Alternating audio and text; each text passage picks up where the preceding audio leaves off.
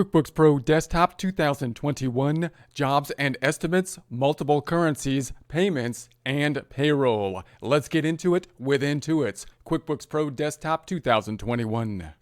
In prior presentations, we've been taking a look at our preferences from the accounting down to the items and inventory. Now we're going to be starting with the jobs and estimates. So jobs and estimates, there's nothing in the My Preferences tab.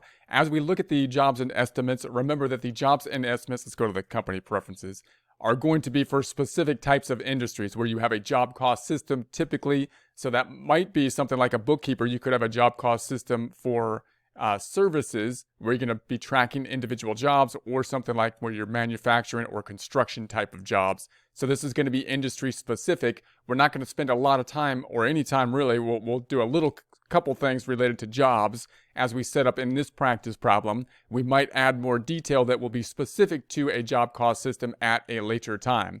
So what we have here is the kind of information related to the job cost system. You could set up the categories, and the standard categories would be pending, awarded, like you awarded the job, your job was pending, you awarded the job is in progress, you're making the job, it's a long-term job that you are putting together. So this would be an indication that the job is in process as we track it, and then the job is closed and then not awarded. You can change some of these default names to whatever you would like, but this is the standard that it will have over here.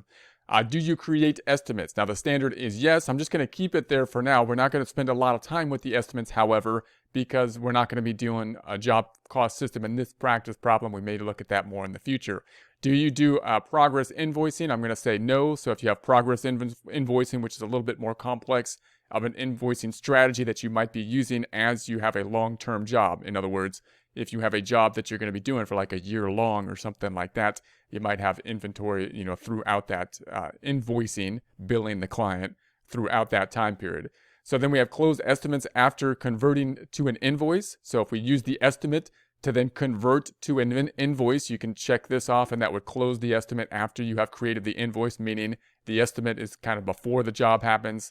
The invoice is what you might create in order to bill the client for the job, which could be created with the use of the estimate. Warn about duplicate estimate numbers. This is always kind of good to have that warning if there's duplicate numbers, because that's kind of an internal control that we should have. There shouldn't be, duplicate numbers. So then we go to the multiple currencies. Once again, nothing is in the My Preferences tab. In the company preferences, we can track multiple currencies in this company file. So we're not going to do this. We're going to stay with one currency, as is typically the norm. So the norm really is going to be using one measuring tool for your financial statements. In our case, we're going to be using the dollar. If you have multiple currencies that you want to track, then you can turn this on. We may take a look at that in a future presentations to see the multiple currencies, but that once again is kind of a specialty area. Most people, when they're measuring their books, will be measuring them in the currency that they are in, one currency at a time here, because that's our measuring tool, that's our ruler, and we're going to be using the US dollar. So we're going to go to the payments then, next tab down, payments. My Preferences, once again, has nothing in it. Company preferences for the payments. So we can receive payments, automatically apply payments. So these are the defaults. We're going to keep that as the default. Automatically calculate the payments. So it'll help us to calculate. We're going to keep that as the default. Use undeposited funds as a default deposit to account. Now this is a little bit confusing, and we'll talk about this a lot. When we get into this, we're talking about the payments that we receive here. So when we have an invoice and then we receive the payment, we're going to put it into this undeposited funds account before we put it into the checking account. The purpose of that, as we'll talk about a lot, because this is a point of confusion oftentimes, is that we can then deposit it into the checking account, into the bank, in the same grouping or format that it will then be shown on the bank statement, helping us to do the bank reconciliation much, much easier. However, it can be confusing because this is kind of an added step that you don't really see in financial accounting, because you don't really think about checking accounts. You just think of cash as general. So this can kind of confuse people, even people that have gone through financial accounting and know kind of journal entries and whatnot, because this is basically an added step that's taking place, but logistically it can be useful. So we will keep that as the default.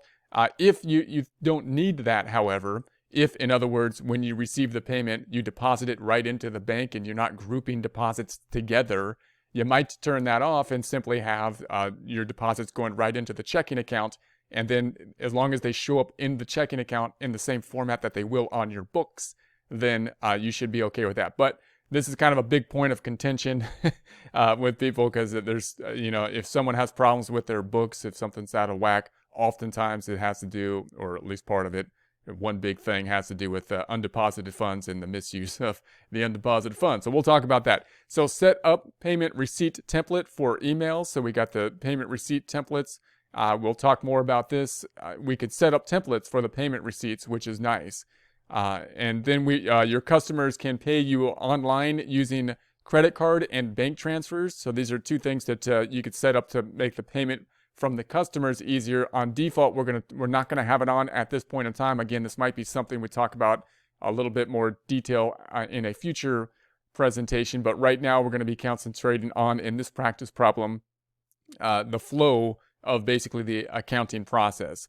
So to make payment methods active or inactive, go to the list menu, click customer and vendor profile list, and then click payment method list. So that's what the payment methods you can take a look at. We're going through these in a step-by-step process. We won't go there now. Do you want to send payment reminders? So do you want to, send reminders? The default would be yes, because we like to be checking up on the payments. If QuickBooks Desktop is open, prompt me at, here's the time amount to prompt. How frequently would it be? Either daily, weekly, or monthly. And then we're going to go down to payroll. So we're going to go down to the payroll. Once again, if we go to the my preferences, nothing is there. We're going to go to the company preferences. Now, payroll, you'll recall, is an add-on feature. We're not going to add on feature here to payroll. We might have another a set of lectures after this practice problem that will go into some more detail in payroll, although it might be in a prior version of the software. So it'll be much the same, but we might go into a more detailed problem with payroll then. Right now, we don't want to do anything that's going to be adding or tacking on to the cost of QuickBooks as we go through this practice problem. Therefore, we're not going to be doing the paid payroll, which is something I would highly recommend to do if you're running payroll through the payroll system. You don't really want to do payroll manually. It's gotten too complex, even for an accountant to process payroll. I wouldn't do it without the assistance of added support from QuickBooks, such as paying for the add-on payroll or doing payroll outside of the system with a third party. Many third parties focus in on payroll. It's become more of a specialty as payroll has become more complex. They kind of interact with the human resources department as well. Things like ADP is a large one, and then paychecks are the two kind of large payroll items that you could think about with payroll. So we're going to try to turn on the manual payroll. So if you check this off, I'm going to check this off before continuing with manual. Did you know that QuickBooks Payroll Services helps with the hard work? With QuickBooks Payroll Service, get payroll done in minutes and rest easy knowing your paychecks are right. Automatic tax calculations, direct deposits. So they're trying to sell us, of course, the payroll, which again, if you're going to run payroll, I wouldn't do manual payroll in practice, but the manual payroll looks a lot like the paid payroll, and it's really good for practice because it actually forces us to do some of the things like actually calculating the withholdings that would be taken out of the paycheck, which gives people a better understanding of what the payroll's actually doing, because many people don't really understand payroll. It's a little bit more complex than you would think, and when you add a lot of employees to it, that adds to the complexity just due to the fact that you have a whole lot of transactions that are going on. So I'm going to say next, and then I want to activate that. So manual payroll has been activated. You must now calculate and enter your paychecks automatically. If you currently have an active QuickBooks Payroll Service subscription or want to subscribe, please disable. So you have to disable this before you purchase the payroll. So I'm going to say okay. So that now we have our manual payroll. So this is really good for practice. Again, not something that you want to do to actually process the payroll. Really good for practice, though. So then we're going to go to no payroll, no online payroll, no copy earnings details from previous paychecks. I'm going to leave the default as no.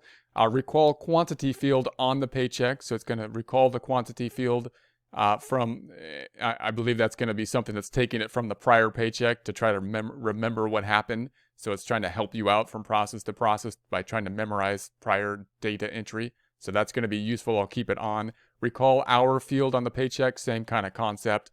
So I'll keep that as the default on. Job costing and items tracking for paycheck expenses. We don't need it right now, but we might deal with it a little bit with the items trackings, but we're not doing a job cost system for the most part, although we might test it out a little bit in this practice problem.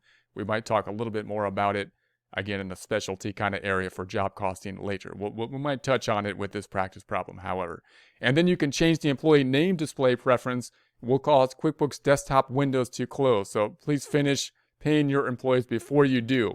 So we have the first name you can display by first name or last name. Now the default is the first name, which I think is a little kind of unusual because I would think that normally if you're going to have a list of the employees, you would do it like on the formal basis and list by the last name. But they have the default on the first name. I'll keep it here for now, but if you're used to seeing it on the last name, then you make that change. Mark new employees as sales reps. So if that's the case here, you check that off. Display employee social security number in the headers on reports. This might be useful when you're running the payroll reports to show the social security numbers, because that's going to be, the identification number, obviously, of the individuals. However, for security purposes, you may not want to do that. And so if you want the social security, the default is not to have the social security numbers on there for security. But if you want them on there, then you can check this off for the payroll. Now, I'm not going to go to the reminders here, but I'm just going to check it so that we can make sure to save any options before we close up. So I'm going to go here. It's going to say, you made changes. Do you want to save them? And I'm going to say, yes, please. And then we'll move on to the next items next time.